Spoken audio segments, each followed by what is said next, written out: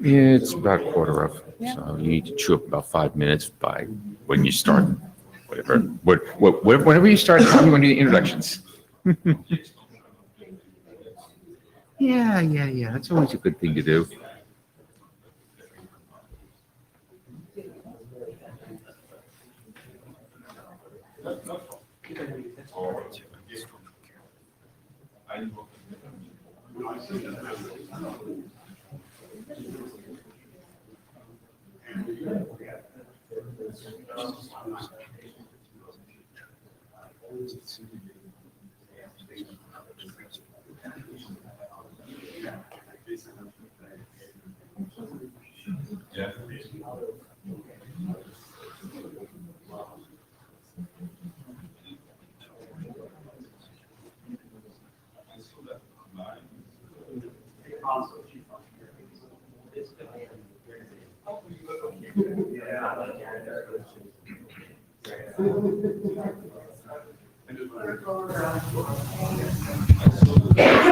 Ooh, no pink boxes.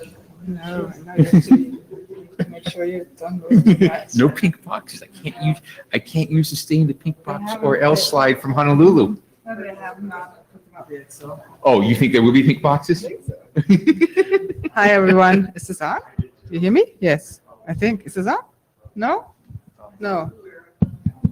Kinda. It's kinda on. Hello. Yeah. Shout. Get very friendly with Mike. Yes. Yeah, we just talked about this during the newcomers tutorial that people like tell you, eat the mic, get closer. My name is Mirjam Kühne, not Mirja Kühlewind. This is very confusing for people. Sometimes we get emails for each other. I'm not actually giving this presentation. I am a member of the educational team that's responsible for organizing these tutorials, like the newcomers tutorial that some of you have been just now next door. There was another tutorial here in the room. We usually give 4 tutorials on Sunday before the IETF meetings. This is one of them. And that's an overview of the transport area. So we always give a newcomers tutorial. We usually also give an overview tutorial of one of the areas. So there are currently 7 areas, and transport is this time around giving a tutorial and giving an introduction on what's currently happening in the transport area, and next time there will be another area, and so forth, until like in 7 meetings or so transport is up again. And then there is another tutorial in parallel here now. Oh yeah, that's on how to write a good RFC, but apparently you're not interested in that, so that's for next time. So we're always rotating this. We're having different topics each time, and from time to time we're also repeating some topics that might be interesting for a wider audience. So if you have any suggestions for topics or any feedback for us, there's a list. There's the edu team at ietf.org. There's also some information about the education team on the IETF website, and all the tutorials are always listed on Sunday. On the agenda for Sunday, they're always on Sunday afternoon. We're also responsible, so in our portfolio, we also have some other activities like the mentoring activities that maybe some of you have teamed up with a mentor or mentee. The quick connections kind of get together for newcomers that's happening this afternoon.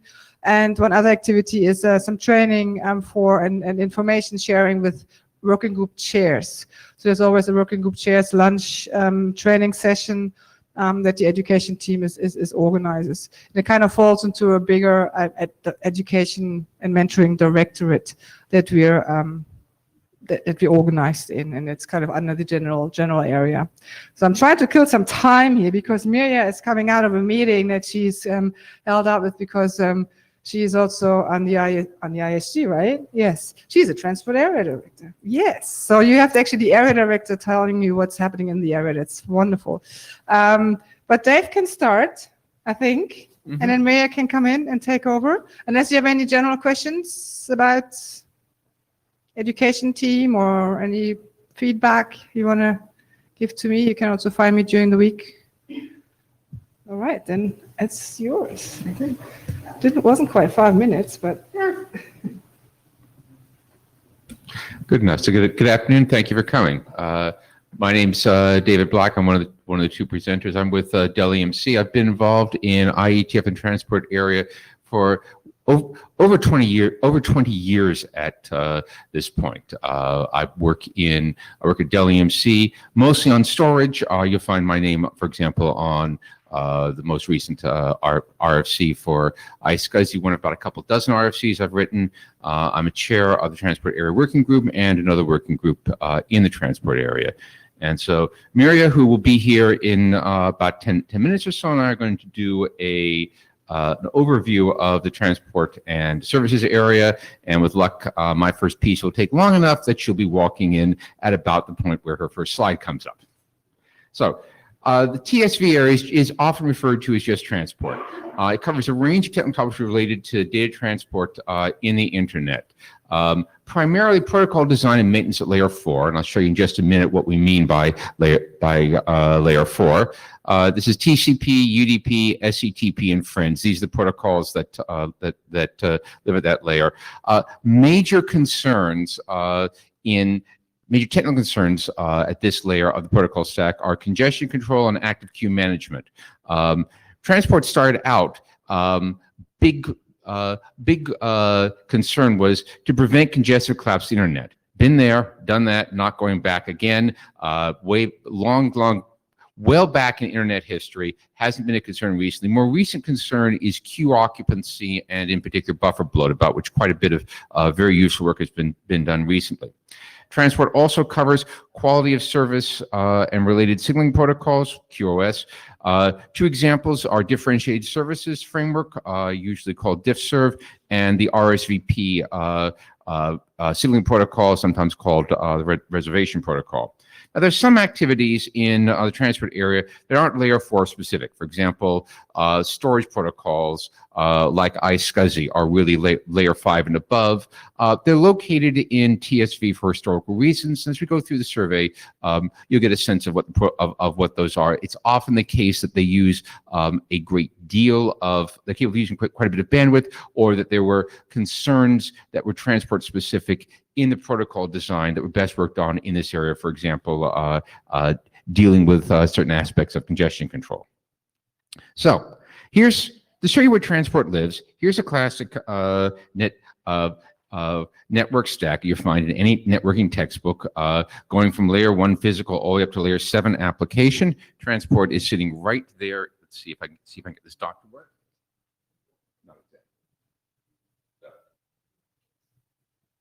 There's transport right in the middle at layer 4. To give you an idea what this means in practice, if you're busy looking at the web instead of paying attention to the slides, here's what your stack might look like if you're plugged into a socket in the wall. I used hardware, Cat5 cable, 100 megabit Ethernet, IP, and sure enough, there's TCP at layer 4 below the HTTP and HTML stack that the web browser uses.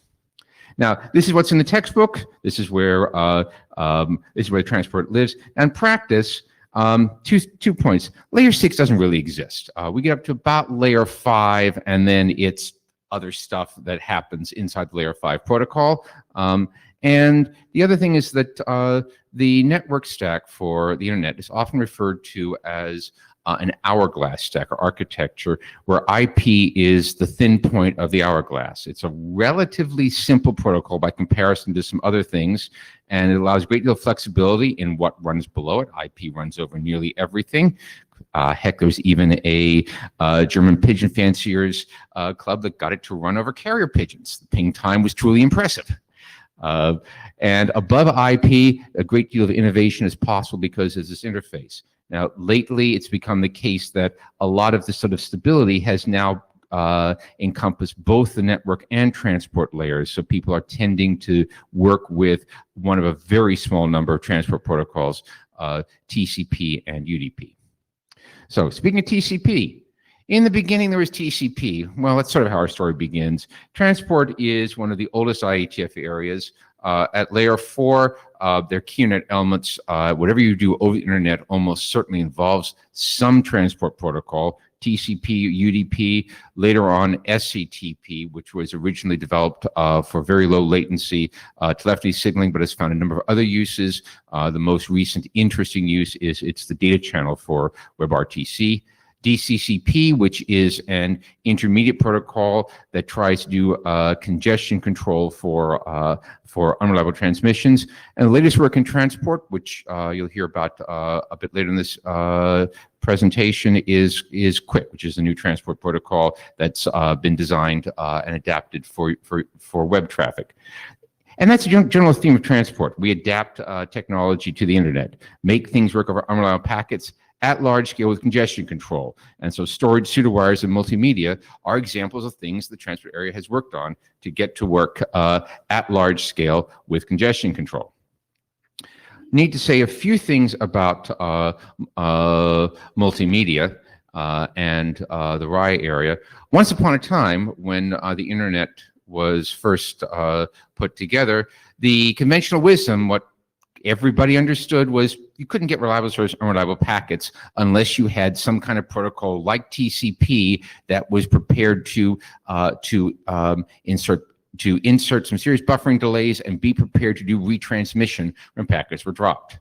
This was disproved by the early 1990s. RTP, which is a real-time transport protocol, runs over UDP, and audio-video codecs had gotten to the point that in combination with the underlying network hardware, you could in fact do real-time audio and video over the internet, and it all worked. An example that turned everybody's heads was in 1994, the Rolling Stones were multicast on the M-Bone over the internet, and people got a real concert experience, or at least as good as you could get on the computer displays at the time.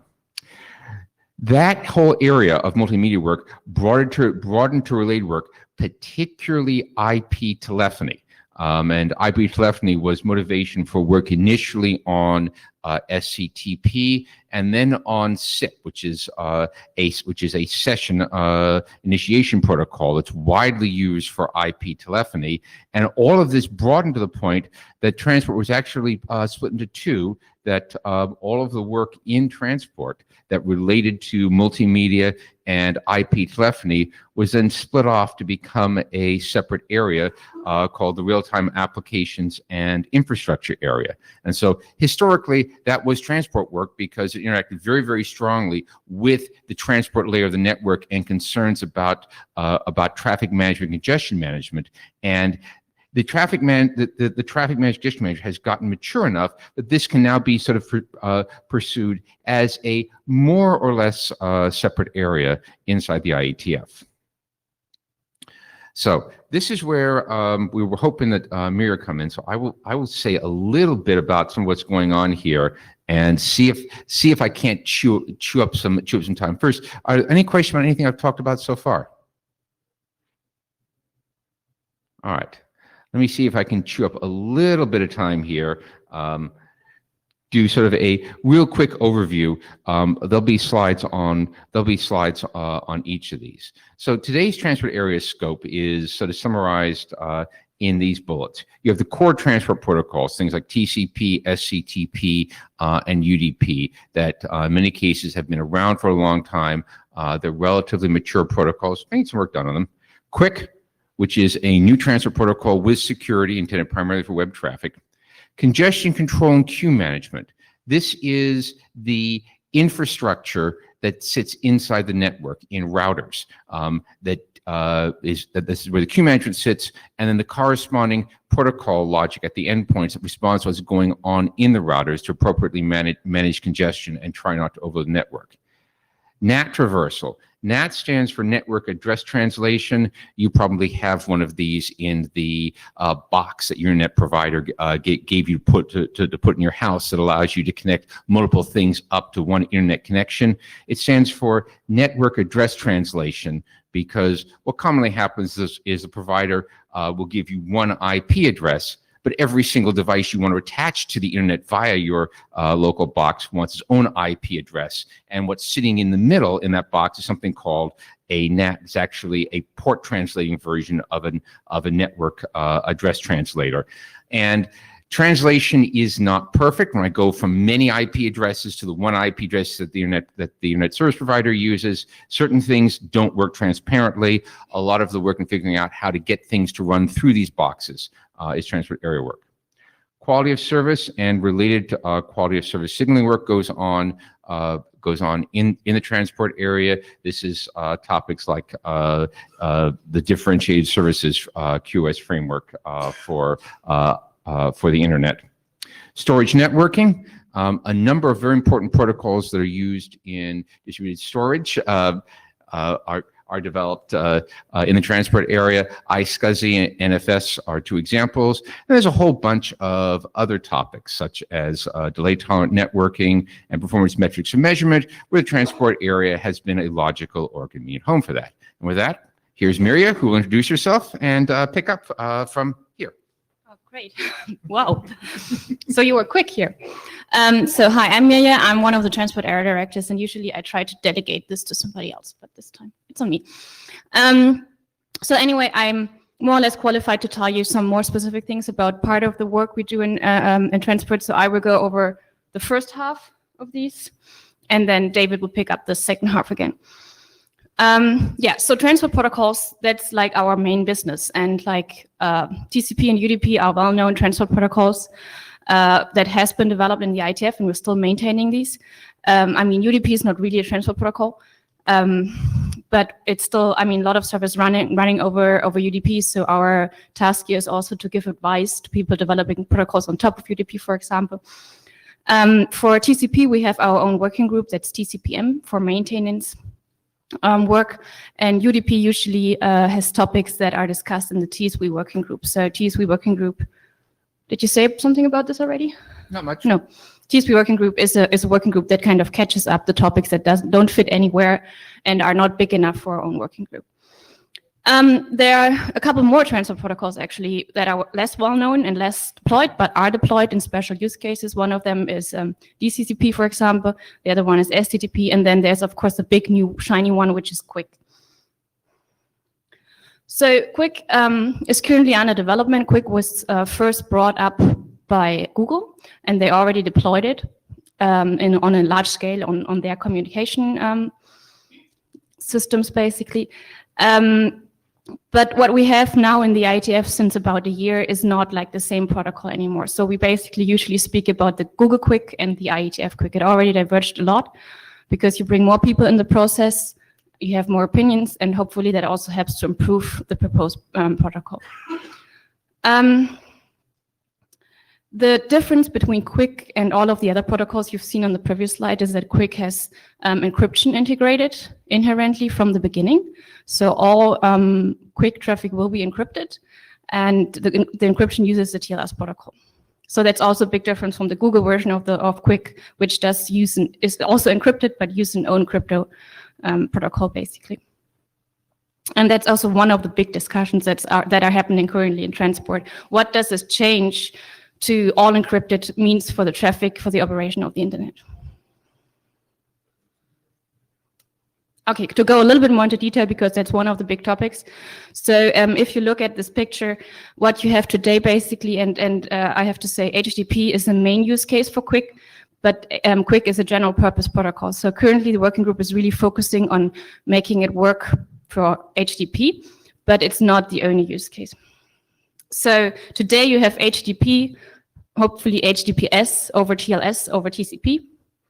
And with QUIC, one of the big benefits for HTTP traffic is that this purple box here, the multiplexing, is moved into the QUIC protocol. So that actually provides you a performance benefit because you don't have any head of line blocking anymore, which you still have in the old model. The other big difference, what I already mentioned, is that the green box is not a layer anymore. It's really within QUIC, and there's a lot of interworking between QUIC and TLS. Yeah, that's also the more RFC style for you right-hand diagram, which shows you what the interconnection between the crypto part in QUIC is and the QUIC transport machinery, basically.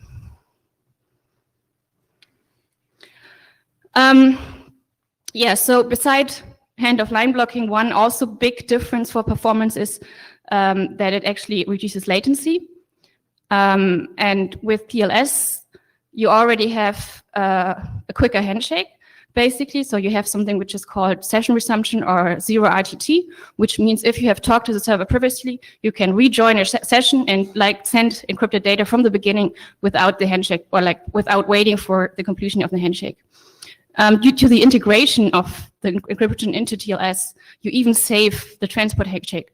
The crypto handshake is combined with the transport handshake, and you can start sending data to a resumed session right from the beginning with the very first packet. So basically, you send out your first hello to the server, and you immediately send out your HTTP request as well. And then as soon as the server has calculated the crypto context, it can send you the data you need. Okay, related to all this work, not quick and specifically, is a work that's happened in the TAPS working group. TAPS stands for Transport Services. And the idea here is, or the question here is, how can we use more effective use of these different protocols, including quick? Because today, if you want to use a different protocol, you actually have to basically change your operating system because it gives you kind of two options, either TCP or UDP. I mean, the other interfaces are there, but nobody is actually requesting them.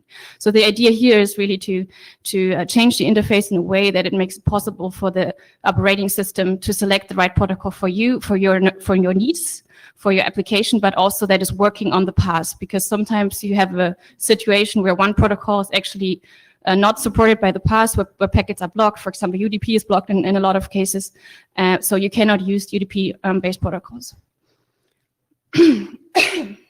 For Quick specifically, you see this case that today when Quick is implemented, which works over UDP, you always have a fallback to TCP. So basically, depending on how it's implemented, you either send out like 2 connection requests, and the one that gives you back faster is the one you select, or you wait for a while. If Quick doesn't work, then you try to connect with TCP and run everything over TCP again.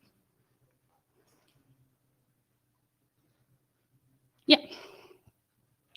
Okay, connected to transport protocols is a very important topic, is congestion control. So congestion control is, the main purpose is basically, or it was invented when there was a congestion collapse in the late 80s or beginning of the 90s. So the goal here really is to kind of let the internet run safely. Don't destroy the internet, right? So of course, congestion control also tries to maximize your throughput and tries to get the most out of the connection you have. But like when we all in the IETF discuss congestion control, really the safety point is kind of in focus. We don't want to write something down in our specs that can break the internet. So that's also kind of part of the transport area for work that we're kind of monitoring in the other areas, is like trying to figure out if the work that's done in those areas is safe to deploy with respect to the load that goes on the internet. I can go on the next slide for that one. We have very few congestion control schemes that are documented in RFC. Basically, it's like New Reno, which is the original proposal. And like since a few months, there's also an RFC that describes cubic. And that is because we only put something down, as I said already, when we know it's safe to deploy. And for congestion control, it's really hard to figure out if it's safe to deploy if you don't deploy it, if you don't have it deployed yet, right? So for cubic, this is in use for, I don't know, more than 10 or 20 years. So that seems pretty safe. For new proposals, it's really hard to say something. However, what we do have is that we have also research groups connected to the IETF. Those research groups are part of the IRTF, of the Internet Research Task Force, but are co-located with the IETF, so folks see each other, can talk to each other, and go to the meetings. And there, if you have a new congestion control, that's the right place to go to and get feedback and discuss this. And also the IRTF groups can publish documents, of course. Yeah, but I mean, in general, we have this long-lasting question about where to do the work on congestion control, and it really depends on a case-by-case basis where we put the work at the end and which working group. Current activity, so in the Internet Congestion Control Research Group, the ICCRG, we see a lot of presentations from Google again on BBR. So that's a new congestion control that they are already using in Quick and is discussed a lot here. Also, concerns about deployment and stability are discussed. And the other part where we have congestion control work right now is the RMCAT working group. And that is focusing on congestion control for real-time media, because that's really a special case, because you have the meteor decoder that might also depth the rate, so you have some interactions there, so that's like a hard case, and it's a little bit a research group, but it's part of the IETF because we have a real problem that we need to address here. The other part of congestion control is what's happening in the network. So basically, how do you know that there's congestion in the network? Today, you know this mainly by seeing drops. And those drops usually happen when there's a buffer in the network that overflows and then a packet is lost. You assume it's congestion, you reduce its sending rate. So to get a little bit ahead of this buffer overflow, AQM is what you need basically. So you watch the queues in your router, and when you see that your queue is filling, you drop a few packets early on, not too many. So you give some feedback to the endpoint, and the endpoint can reduce the rate, and you avoid the congestion before it's actually happening, before it's completely overflowing the buffers. We used to have a working group on this one because in the last couple of years, more and more schemes have been proposed, and we also wanted to standardize them so we can support, or we can advise people to actually deploy those mechanisms, because it's beneficial to have those mechanisms and not have like this burst packet loss when your buffer overflows. Even better gets the situation when you use ECN, because in this case, instead of throwing away the packet, you actually just mark the packet, and then the endpoint knows about it and can reduce the sending rate without losing the packet. However, the deployment story of ECN is a little bit more complicated, because it's not only the router that needs to mark the packet, it's both of the endpoints that need to understand this marking. So the sender, of course, has to understand the marking because it has to reduce the sending rate. And the receiver also has to understand the marking because it has to tell the sender that it saw the marking. There is some ongoing work. So ECN was standardized in 2001, I believe, so a while ago. There were some initial deployment problems, so it was never largely deployed, but there is some work from companies pushing deployment of ECN currently. So we hope that we see more deployment in future. Another thing that supports ECN deployment is that you can actually do better with ECN. Effectively, you don't have to use the same congestion control as you use today. You can actually optimize for the AQM mechanism that use ECN, because you can provide a very early signal without any disadvantage, right? Because you don't drop any pockets. You can provide much more feedback than when you want to do it on a drop base. With drops, you always try to avoid packet loss. With ECN, there's actually no reason to avoid the congestion feedback if you are in congestion, right? You can send as much feedback as you want, as long as the situation is under control. So what you need is, however, if you send different kind of feedback, is also different reaction. So there is this example of data center TCP that was actually doing exactly this. You provide a different kind of AQM in your data center, and you react differently to it, and both together optimize your network and use it more efficiently. And we try to achieve the same thing in the internet, basically, but those two different schemes cannot really coexist on the same connection. So what we do is we try to put them into different queues. One queue is working the traditional way, maybe drop-based, maybe ECN-based, but it's in both cases the same feedback you get. And the other queue is giving you much earlier, much more feedback you can react to quickly in a different way. Yeah, and there's a picture for it. So what it means is, in the first picture here, this is the traditional way you do it. So basically, when you get a congestion feedback signal, you halve your sending rate. And to maintain your link utilization, you have to have a number of packets in your buffer to actually cover this period where you just have less packet sending. If you would now just change your AQM mechanism and give you very early feedback at a low buffer rate, then that means you still have your sending rate, and at a certain point, you don't have enough packets to send anymore. So your utilization would suffer as well. And what we really want is give you a very early signal, you only reduce your sending rate a little bit, and the link is still fully utilized, which is the third picture. And maybe this is a good point to ask for questions. Do you have any questions on this part? Yeah. Thanks. My name is Saulo. I work for the International Civil Aviation Organization. It's just, if I don't put the question now, I will forget for sure. So just one question, you talk about congestion, and with the forecast, like we're gonna have more millions or billions of devices connected. And so do you have a work in the transport and services area or to forecast and to see when the bottleneck will be happening that you're scared to solve, or there is no such work going and we solve the problems as they appear to you? You mean forecasting the congestion? Yes. Based on the number of devices to be connected in the future. So I'm trying to make my head up how that could even work, but it's really hard in a distributed network like the internet to actually try to forecast anything, right? It's like it's a tons of distributed endpoints connected, and the traffic is routed in a way that you might not see on the transport layer, right? So I don't even know how that could work. I guess in this case the answer is no. For the most part, the congestion control mechanisms that are used are scalable. They have scaled over several orders of bandwidth increases in the internet, and by and large are still working relatively effectively. Scalability is absolutely a design criterion, what's shown on the screen right now. And so it isn't so much a matter of forecasting when things are going to break, it's a matter of designing things up front so that the forecasting of when they're going to run out of steam isn't necessary. Okay, next slide. Yep. Okay, so I'm going to pick up the rest of the transport area scope and describe things starting from NAT traversal.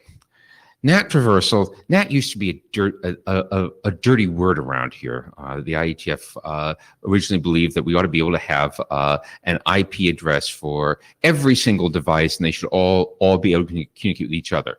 That hasn't worked out so well. 32 bits turned out not to be enough address space for IPv4 addresses, and there are other reasons to do things like to do address translation in boxes at the edges of the internet. NATs are now widely deployed.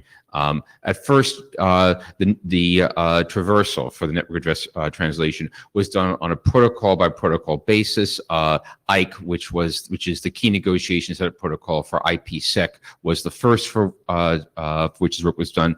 Now is a protocol independent framework consisting of the stun, turn, and ICE protocols. The basic idea behind these protocols is pinhole punching, which is that I have an application running on end system behind a NAT, and it needs to use a port. And so what happens is a pinhole is punched for that port or that session, actually, so you know what the ports are at both ends, and that pinhole is kept open via keep alive traffic as necessary so that the application can do it.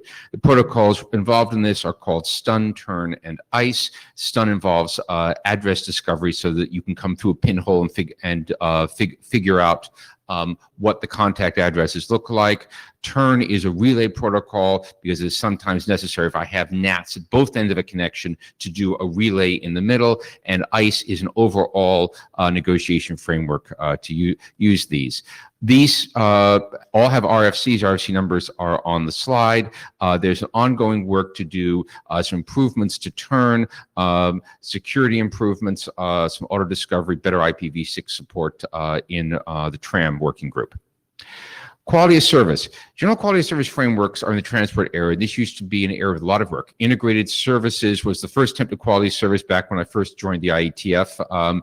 It did what it was intended to do, but was per flow. You needed to have state for every int-serve flow in every router participating in that flow, every router that could potentially be a bottleneck for it, and the result was very poor scaling.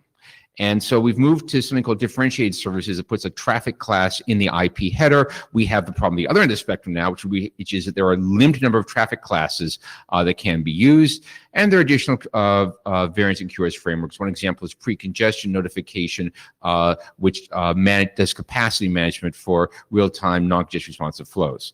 QoS signaling, the one protocol that we have and have had for quite some time is called RSVP, the Resource Reservation Protocol. Today, it's mostly used for traffic engineering. We don't see much RSVP for end-to-end traffic. And the upshot is, which is the theme coming across the slide, is most work I've described is pretty much completed. There's limited development and maintenance of diffserv and RSVP in the transport area working group, TSVWG. One of the things that is going on right now is improving support for what's called scavenger traffic, or the ability to send traffic that you would like to have less treatment, lower effort than best effort traffic. Storage networking. A lot of work is done on the IETF, iSCSI, and the fiber channel over TCP protocols were developed here in cooperation with the storage standards body shown on the slide. This was done in the storage maintenance working group, which has now concluded. For NAS storage, NFS, Network File System, NFS v3, and then particularly the current version NFS v4 were developed in IETF. The current version is NFS v4.2, close to complete, and the other most common file sharing protocols, the Windows, CIFS, and SMB protocols, are not developed in the IETF. There's an RDMA protocol suite called IWARP, done the RDP working group, also concluded. RDMA stands for Remote Direct Memory Access. This is often used for storage protocols. I'm involved in some new storage protocol work outside the IETF that makes extensive use of RDMA. Delay tolerant networking. So how do we communicate with over IP to the Voyager probe, which is way the heck out beyond the solar system? This is what the delay tolerant networking group is trying to solve. Deal with very high delay, low connectivity environments. All kinds of examples shown here. There's been a set of protocols defined. The two most important, which are bundle and LTP. The DTN working group is working on updating these protocols based on implementation experience, some support for new use cases, and standards track work.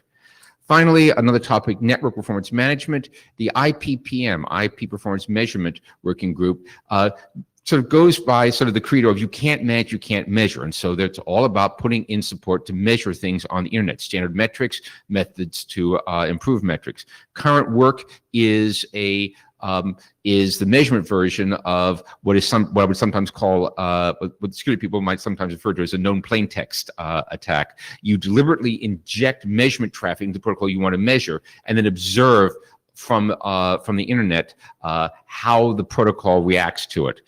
This is being used in part to do in-band OAM so that you can be absolutely certain that the measurements used for operation administration management are coming from the path that the traffic took, because the measurements are actually embedded in the protocol that transmits the traffic. This has become an increasing concern because there are a lot of opportunities in the current internet for flows that you thought were taking the same path to not take the same path at some point. And so now I'm going to turn this back over to Mirya to talk about a new hot topic. What happens when you encrypt the headers for all these wonderful transport protocols? Yeah, so this is like a higher layer topic that is widely discussed basically in the whole IETF, but it's very closely connected to QUIC, because that's where we encrypt everything, also information that is in the transport. And I give you a quick introduction about the discussion there maybe, and then we go on the details about what's happening this week, right? Yeah, good. So basically where we started off, kind of nothing was encrypted, everything was visible to the network. You have in this picture at the bottom the payload, because this is kind of indicating the different headers you will see on a packet. So you could even see the payload, you can see the application layer headers, so the HTTP headers, for example, and in this use case, you can see all the information in the transport header, so everything that's in the TCP header. The UDP header is a little bit smaller, doesn't give you as much information. And of course, you can see the IP header, which you also need for the routing information. So basically, even so, only the information in the P header were initially meant for the network. What happened, because everything was visible, was that some of the information provided in this header was utilized by different network functions. So yeah, I mean, basically, you have a lot of information in the transport, in TCP header specifically, that is meant for end-to-end operation. But when you look at the data, you can also do something else with it. So for example, if you match up the sequence and the egg number, or you even look at the TCP's timestamp option, you can use it for round-trip time measurements of the flow you're looking at. So that's really helpful for you, for your troubleshooting, for your network monitoring purposes. In some cases, there are also boxes in the network that would change these bits. So for example, the initial sequence number is sometimes, to stay with this example, is sometimes overwritten, because that gives you a field where you can put additional information in. Or if you, for some reason, don't want to support a certain TCP option, you can actually just strip it from the TCP SYN and it will not be used. There are other use cases where you have a good reason to rewrite stuff as well. So what we see more recently is that we have a increasing deployment of HTTPS or TLS in this case. So what this changes is that you cannot see the higher layer headers anymore. You cannot see any HTTP information anymore, but you can still see the transport layer header, which were still not meant for the network, but still provide sometimes very useful information. However, if you modify and change these things, that can also sometimes have a negative impact. For example, even if you as network don't want to support a certain TCP option, like it might never get deployed, right? And we developed it for a purpose. And there are also privacy implications. So for example, the timestamp option is a good example. You can actually basically, if you look at the timestamp option, you can match up which connections belong to the same host because they have the same clock drift, for example. These kind of things are also critical. What's not possible anymore in this case is, of course, deep packet inspection. So why is it so horrible, or why do we actually want to encrypt more than this? And there are two good reasons, which I kind of already mentioned right now. One is really privacy concerns, but the other one is also ossification. So we have had, especially in the transport area, a lot of discussions over the last couple of years where we wanted to change something, and then the discussion ended up in, no, you can't change it because there's something deployed in the network that will not interoperate with this, that will drop packets if you change this bit, or you have to have a fallback if this option gets dropped from TCP. So it really made our protocol development more complicated, and sometimes it's even impossible to innovate on the protocols anymore. So it does help us also in the process if we try to at least secure this information in a way that we can still change the meaning and modify it on an end-to-end layer later on. The second big point is really privacy and fingerprinting. So actually, this will not be fully solved by just encrypting some of the transport information, but it's one step in this direction. So what we have in Quick basically right now is that you still have something like an outer transport header, which provides some information to the path,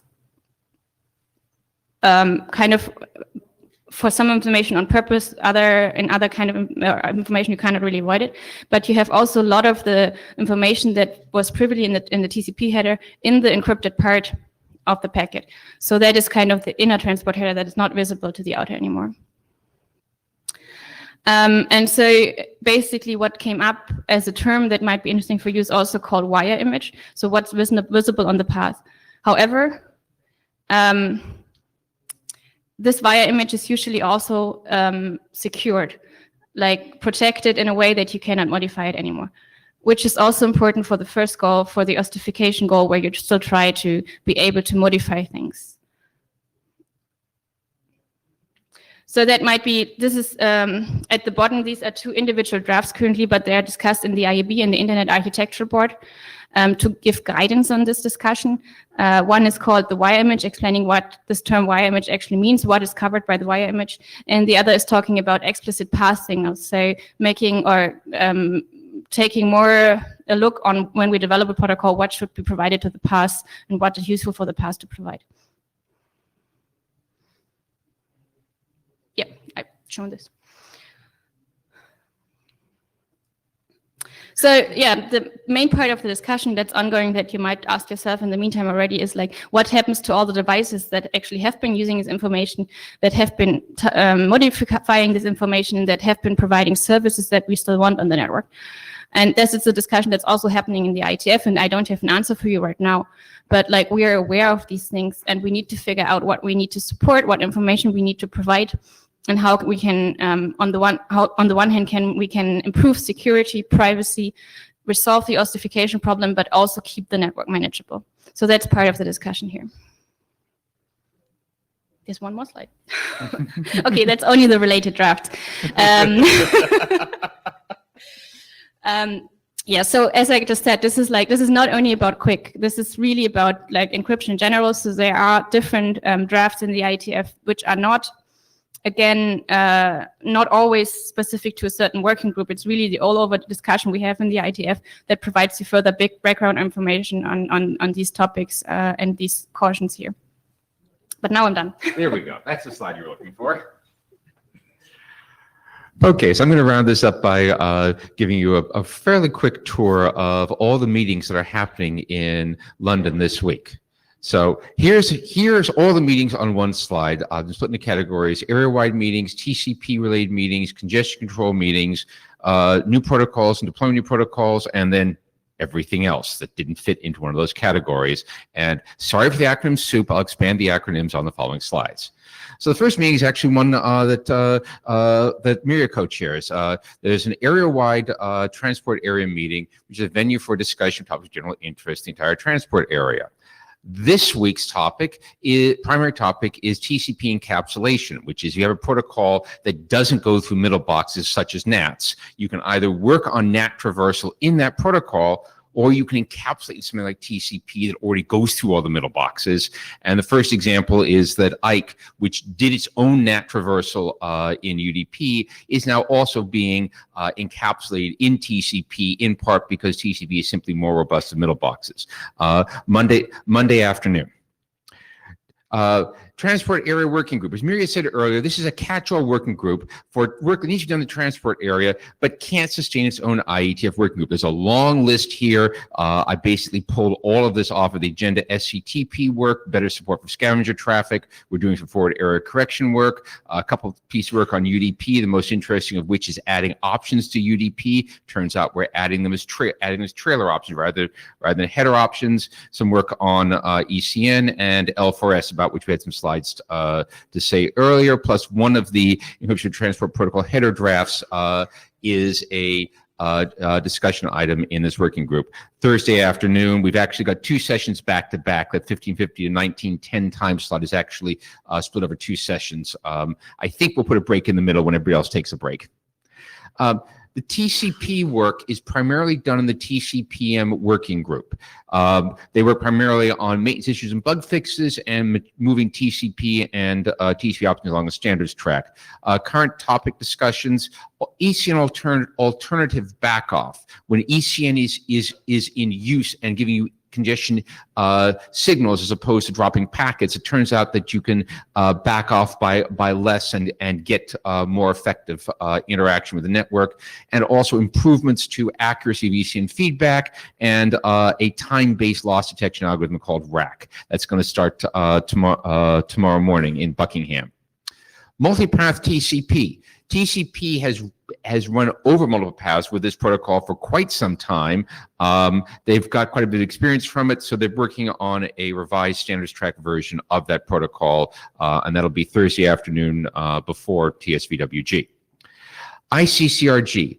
Mirya briefly mentioned this. This is a research group in the IRTF that works on internet congestion control. You can think of it as an expert advice on congestion control group that advises the transport area in a manner roughly analogous to the way that the Crypto Forum Research Group provides expert crypto advice to the security area. London agenda. There's always congestion-related topics. BBR congestion control right now is a discussion topic in ICCRG, as this is still not yet far enough along in terms of maturity and proof that it works well and is safe to be ready for standardization. This will be Friday morning. Miria also mentioned our RMCAT.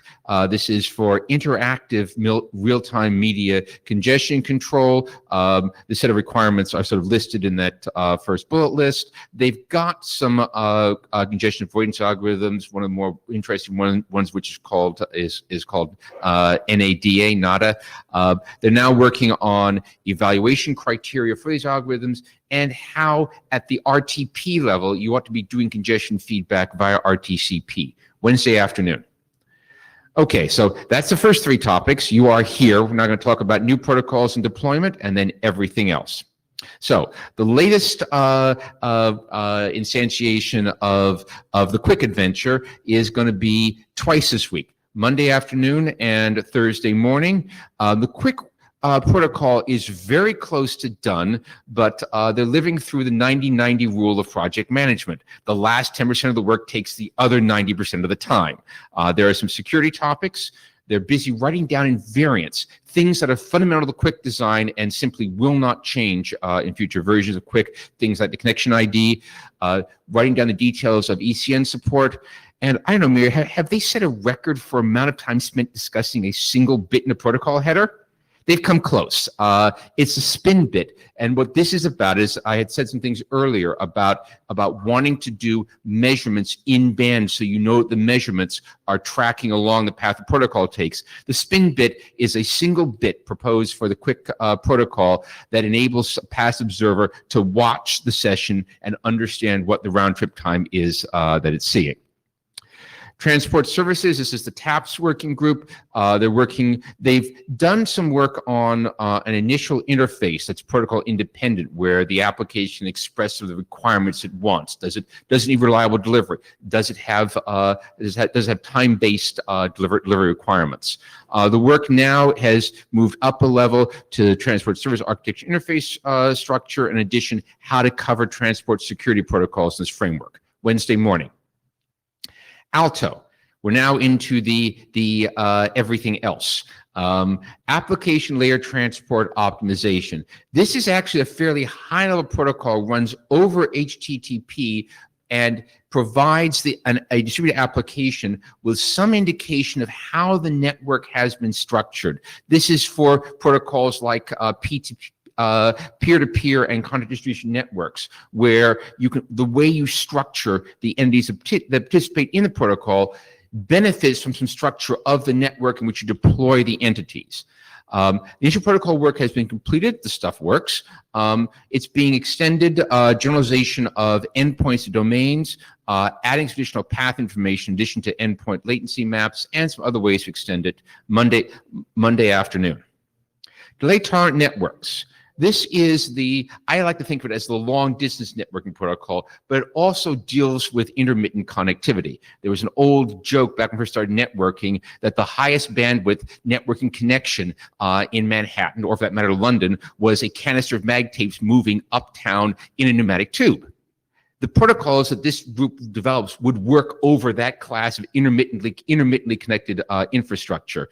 The fundamental protocol they're dealing with now is the store and forward bundle protocol, where they're working on TCP details. When the forward happens over TCP, how does bundle work with TCP, plus security management topics, also Friday morning. IP performance metrics, talked quite a bit about what this was about in an earlier slide. Current work is on a core registry of standard metrics for common metrics and use cases, and that'll be Tuesday afternoon.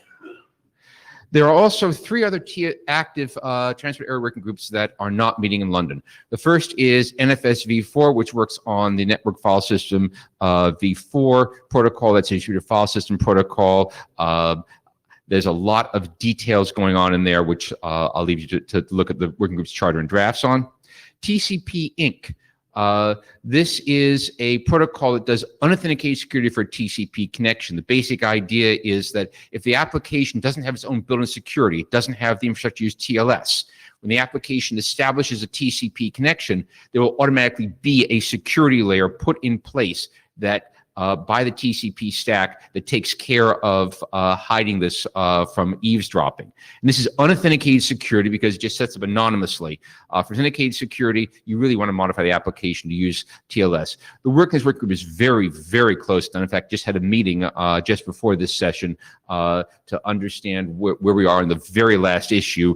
Disclaimer: I'm one of the chairs of this working group, so it's my responsibility to get this done. And finally, TRAM, which is working on the turn protocol for NAT traversal. There's continuing to do updates and improvements, but they don't have a need for a meeting here in London. So, acknowledgements. It takes a village to put this together. We'd like to thank all the people listed here, active in transport area, for helping us out in putting this tutorial together. And there's a brief survey. Please go to this URL and complete a very brief survey. 5 questions, 1 page. And with that, thank you very much. And Miri and I will be happy to take questions. Any questions? Everybody must still be jet lagged. Thank you all very much. We'll be happy to answer questions directly up front.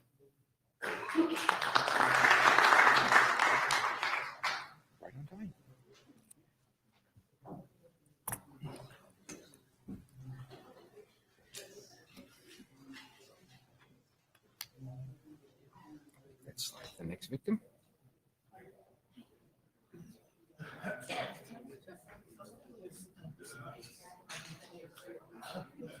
The slides are going to be posted. Are they not posted? I don't know where they're posted yet. In addition, I need to send an updated version. The posted version was about 3 days ago, and I think we've changed about 1/3 of them since then. The data is somewhere where it says meeting Right. On the agenda page, check. Let's see. I have to send the email with the new and improved slides. But I would check, say, Monday afternoon or sometime Tuesday, and if they're not posted, and they should be posted. If they aren't posted, let's see. Does the IOC have a? If they're not posted, send one of us an email, and we'll figure out how to get them posted. You can quickly check it there. Let me take a look here. Well, what we posted will be old versions of them. I need to see. Yeah, it's still something. Go have a look. All right, let's just see if they've got them. Hang on a minute.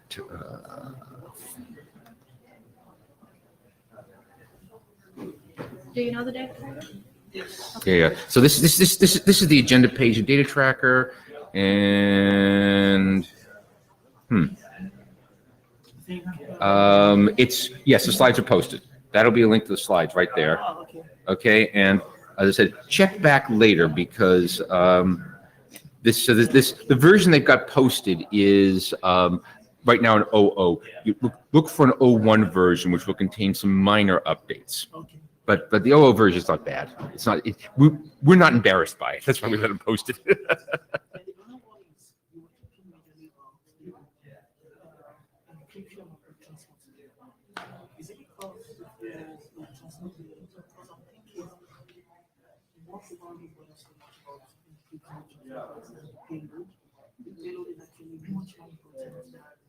So, I mean, like, actually, if you add the 50% ongoing work, and